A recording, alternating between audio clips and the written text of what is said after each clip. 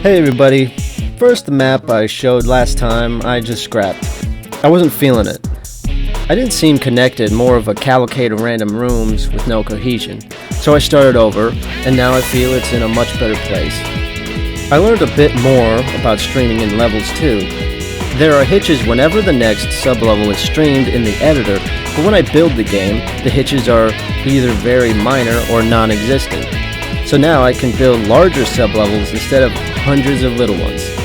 I also started working on a city layout. Here will be the NPCs that the player can buy and sell things, talk to them, and get side quests. At first it was just going to be a place to buy and sell items, but there aren't a lot of Metroidvania games that have very memorable shop areas. So I'm going to try and make this place the player will want to come back to, by filling it with interesting interactions like the Yakuza games do. I really should have been making playtests ages ago because I'm finding out, although some mechanics were perfectly by themselves, when I put them together, everything just seems to fall apart.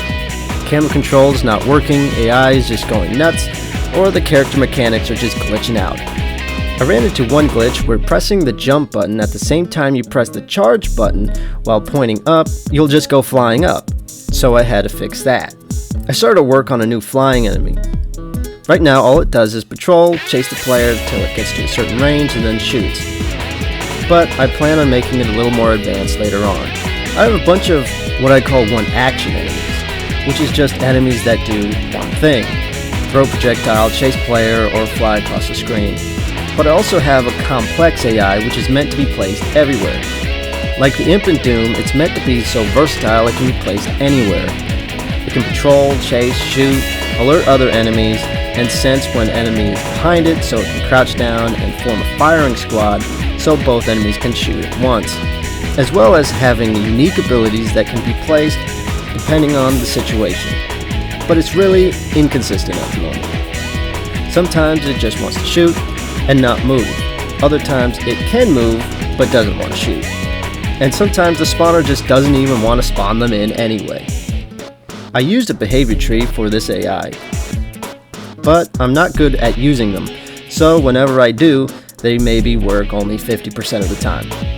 So instead of trying to salvage it, I just scrapped the AI and the spawner.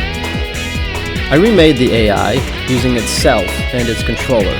No behavior trees this time. And I finished it. Now it's not only just more consistent, but responsive too. And the spawner is working great, and it is much easier to use. Making that old behavior tree AI and spawner took me around 2.5 months to figure out, but remaking it only took maybe 2 or 3 days. So although I was annoyed having to make these things again, it is nice to compare my understanding of the engine a year ago and where I am now. Thanks for watching.